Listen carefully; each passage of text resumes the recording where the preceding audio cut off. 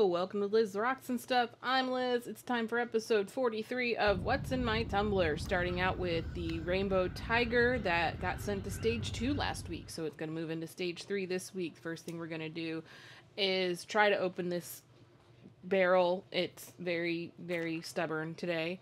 And look at that frothy slurry.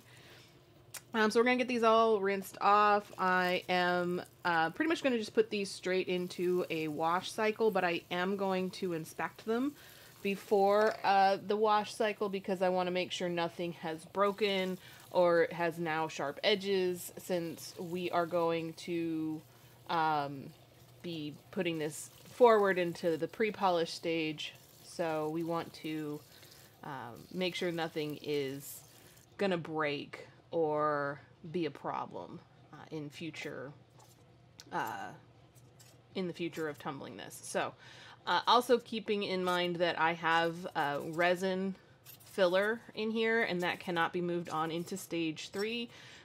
When you are using plastic media as opposed to ceramic media, the grit in that cycle will get embedded into that plastic as it's tumbling. So you run the risk of, if I moved this forward and there was some stage 2 grit embedded in that plastic resin, it went into stage 3. Stage 3 is going to grind it down a little bit more, and then that stage 2 grit is going to get released into my stage 3, which is going to cause it to not work as well as it could. Now, is it going to ruin the whole batch? Probably not, but it's just best if you're using plastic media to have a stage 1, a stage 2, a stage 3, a stage 4, and they never get moved up with the rocks. You just put in your next stage media with it. So this has gone through 8 hours of a rinse cycle, and now I did the inspection to make sure nothing was broken. So now I'm going to be picking out the larger rocks and putting them in, and then I'm going to pull out the plastic media, putting it on the towel so it can dry out before it gets put back into its container.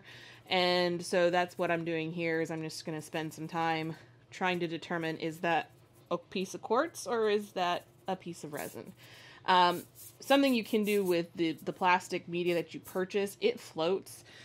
So you could get to this stage and just submerge this in a bucket of water and the plastic media would float. I don't know for sure that my resin would do that, because this is literally failed resin castings that I have cut up. So I don't know if it is too dense to float. I haven't attempted it.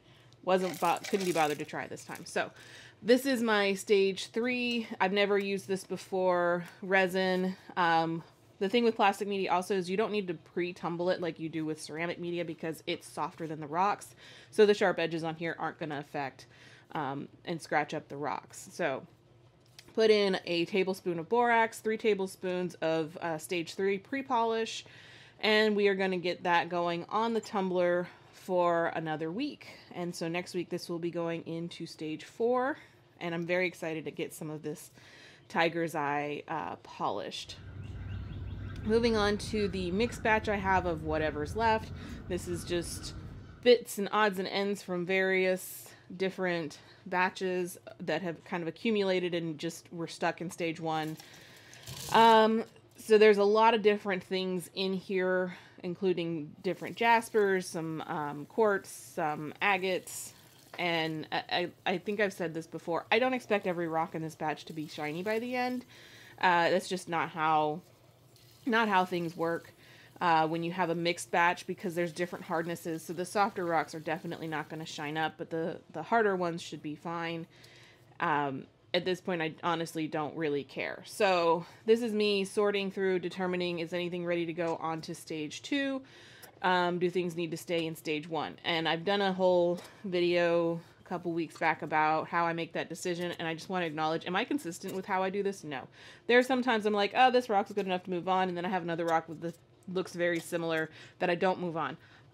It's just kind of instinct and feeling and looking at what is that rock, and do I think that I could get those little cracks and crevices out if I tumble it longer, that kind of thing. It's just, I wouldn't say it's experience, because I don't have really a lot of experience with this. I've been tumbling for maybe a year and a half now.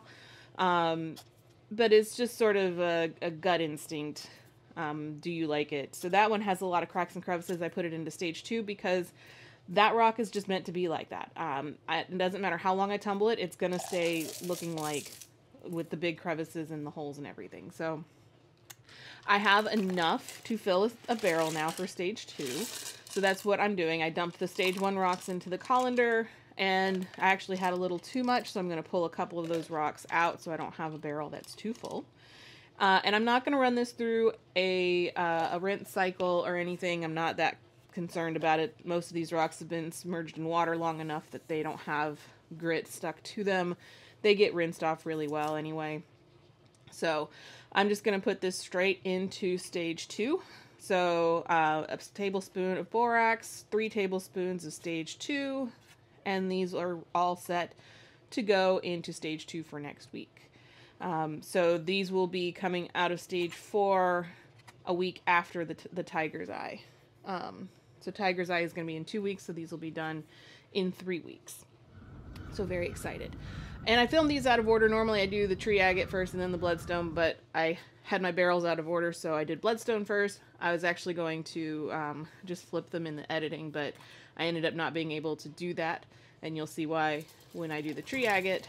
But so this is bloodstone. This is a nice dark green colored rock. I've done dragon bloodstone, which is very similar. It has a little bit of red running through it. Very excited to see how these turn out, because the dragon bloodstone I did actually turned out really well. So these are currently in stage 1. This is all of the bloodstone that I have. I have some pieces that are set to go into stage 2, but I don't have any more to add to fill up this barrel. So we're going to see how much I end up with at the end of this. So again, doing my sorting, seeing if anything is ready to move on. And I do end up with quite a bit that's ready to move on, but quite a bit that's still not ready. So I'm just going to go through and sort and try and figure out, is that crack too big? Is that crack too, is that going to be too much of an issue? Should I just move it on? It's okay to move on rocks that have big cracks and divots in them if you want. You're just going to want to be extra careful between stages to make sure that you get all of the grit out. I have a water pick that I can use if I have a crack and I want to get it, shoot some grit out of it. I can just use that water pick to shoot that grit out and make sure it's not going to move on into the next cycle. That's the same issue that you have if you are using plastic. If you don't make sure all the grit comes out of your rocks, you're going to have stage 2 grit be released in your stage 3 cycle, and you just don't want that. So this is me trying to figure out, I don't quite have enough of a barrel to fill up the stage 2. I don't have any stage 2, all of my stage 2 resin is currently being rinsed at this point in time with my Tiger's Eye. So I just decided to go ahead and throw in some ceramic media. And again, this is all of my ceramic media is pre-tumbled, so it's been through stage 4, so I can add it in at any point in time if I want. So this is a tablespoon of borax, 3 tablespoons of stage 2, and so this will be moving right along with whatever's left. And I don't have a whole lot of this that's still needing more time in stage 1. That's what's in the colander there. So I am excited to move this bloodstone along. So now we have the green tree agate. And again, just like everything else, we're going to get this poured out. And this was a stubborn barrel. I think this is the one that I replaced the seal on. And so since I replaced the seal on it, it has been a bear to get that lid off of it, which is good because it's sealing really well in that case. Anyway, we're going to get this all rinsed off.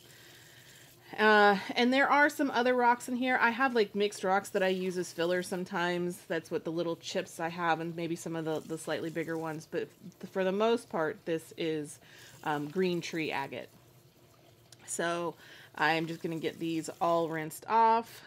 And then we're going to move over into sorting. And just like before, same thing, round, 3 now, of just checking for anything that I don't want to move on. Like that has a big, I guess that was a druzy pocket at one point but it's been cracked, and it's just like a big rough crevice in there. And because it's concave, it's not ever going to get ground smooth and tumbling. So I either need to break it, or try to get in there with some sort of grinding tool, which I don't have because it's a really small pocket. So there's different things that you can do. I would most likely, if I'm going to do anything about it, end up breaking it. That's generally my go-to, is just take a hammer to it, safely. Usually a hammer and a chisel. I've shown my setup before with how I break rocks, but I might go ahead and do that again. So anyway, stage 2 rocks, ready rocks. There's, it was about 50-50 split. So my choice was move some rocks onto stage 2 or keep some rocks in stage 1. What I decided to do is add my stage 1 Bloodstone from my Bloodstone batch that just got done, that still needed time in stage 1, and then add that to the Green Tree Agate. They are the same hardness, so there's no issues with mixing these two types of rocks together. So these are stage 1, a mix of Bloodstone and Green Tree Agate. So what I end up doing is just adding those two together, calling this Blood Tree Agate, and it's still in stage 1. So that's it for this week. Thanks for watching, and I hope to see you back next week.